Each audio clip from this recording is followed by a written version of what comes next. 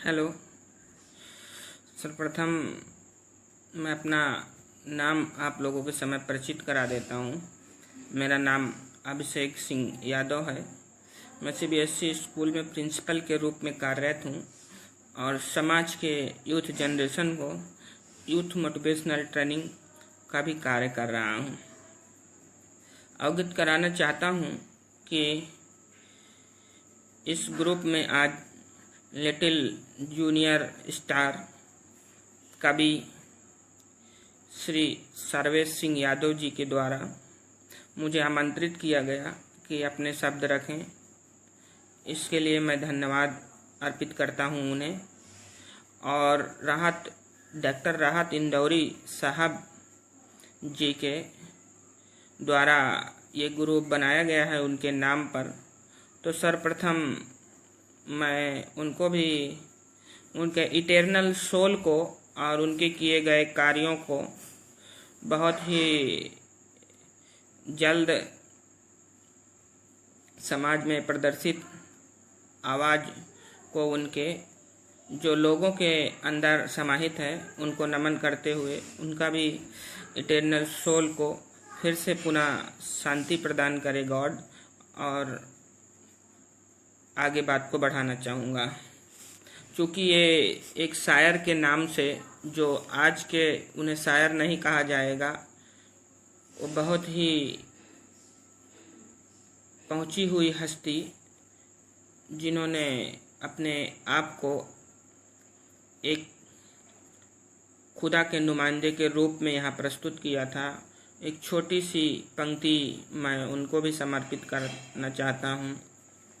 उन्होंने नब्ज हमारी पकड़ी, हमें बीमार लिख दिया। उन्होंने नब्ज हमारी पकड़ी, हमें बीमार लिख दिया। जब हमने रोग का नाम पूछा तो उन्होंने प्यार लिख दिया। जब हमने रोग का नाम पूछा तो उन्होंने प्यार लिख दिया।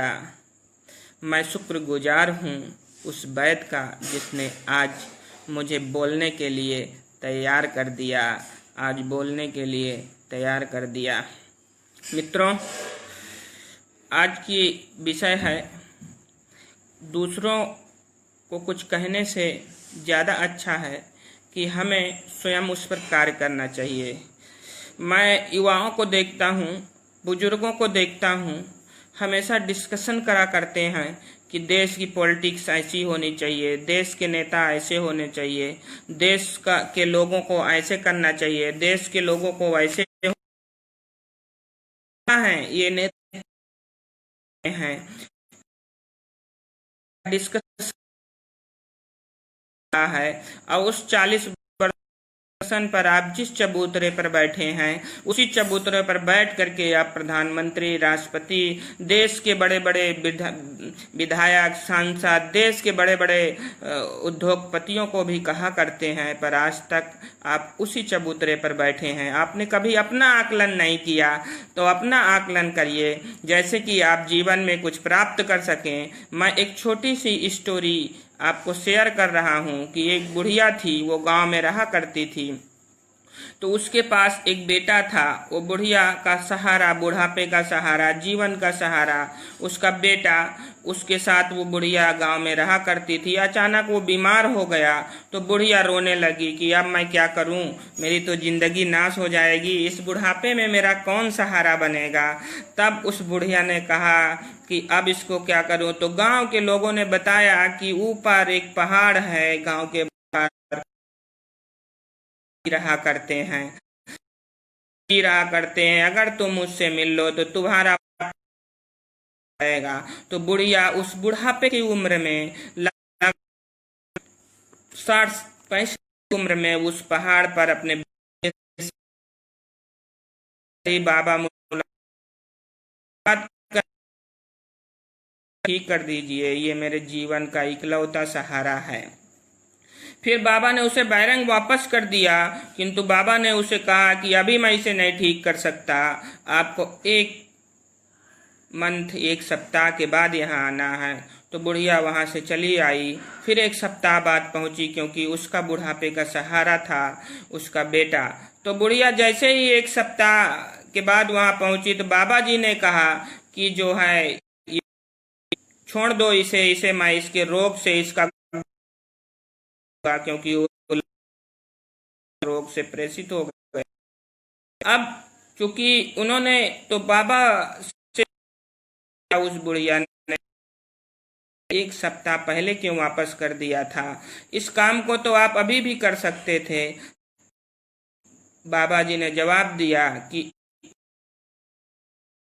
गुड़ खाता था, मेरे अंदर गुड़ खाने की कमी थी, तो इस बालक को गुड़ खाना मैं कैसे छुड़ा सकता था? इसीलिए अब मैं 1 सप्ताह के भीतर गुड़ खाना छोड़ दिया हूँ, तो अब इसे भी छुड़ा सकता हूँ।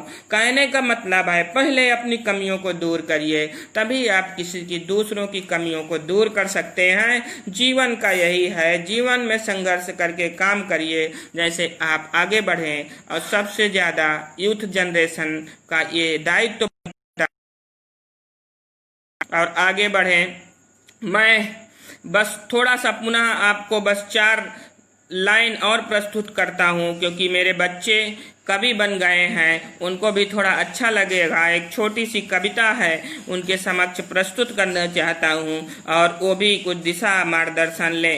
अमन बेच देंगे, ये नेताओं की बात है, क्योंकि नेताओं के चक्कर में हमें नहीं पड़ना है, हमें अपना काम करना है। ये अमन बेच देंगे, चमन बेच देंगे, शहीदों का तन का कफन बेच देंगे, ये शहीदों के तन का कफन बेच देंगे।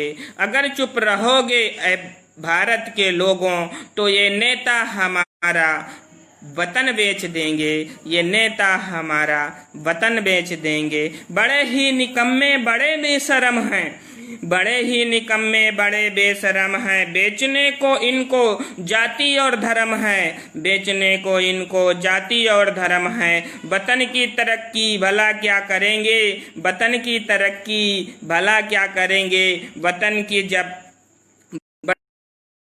धरा बेच देंगे, वतन की जब पग पग धरा बेच देंगे। हिंदू मुसल्ला का लसर झगड़े लगाकर थी चुनावी बनाकर, हिंदू मुसलमान के झगड़े लगाकर, शहीदों की अर्थी चुनावी बनाकर, वतन के नाटक दिखाकर वतन ये नेता हैं हमारे वतन बेच देंगे। रहो मौन अब के बोलो, रहो मौन अब मत खुल कर के बोलो, माँ भारती के वीरों शर्म थोड़ी कर लो। सत्ता में बैठे हैं बहरूपी ये सब, सत्ता में बैठे हैं बहरूपी ये सब, निकम्मे वतन आबरू बेच देंगे, निकम्मे वतन आबरू बेच देंगे। ये नेता हैं हमारे वतन बेच देंगे। मुझे ज़्यादा इनके ऊपर कुछ नहीं कहना है, इन साथियों के ऊपर कुछ नहीं कहना। मेरे प्यारे बच्चों, मेरे साथियों, मेरे बड़े बुजुर्ग, मेरे भाई बहन, जो लोग भी 30,000 सदस्य इस ग्रुप में जो जुड़े हुए हैं, सबको मैं नमन चमन और चरण वंदन करता हूं। और मैं एक छोटा सा यूथ मोटिवेशनल स्पीकर हूं, जो आपके समक्ष अपनी कुछ बातों को रखा। और मैं धन्यवाद करना चाहूँगा इस ग्रुप के लिटिल यंगस्टर कवि सर्वेश सिंह और लिटिल यंगस्टर उनके सहायक रफाकत अली, जो लोग इस पर आए, अनस उस्मानी जी, सभी को धन्यवाद करते हुए मैं अपनी वाणी को विराम दूंगा।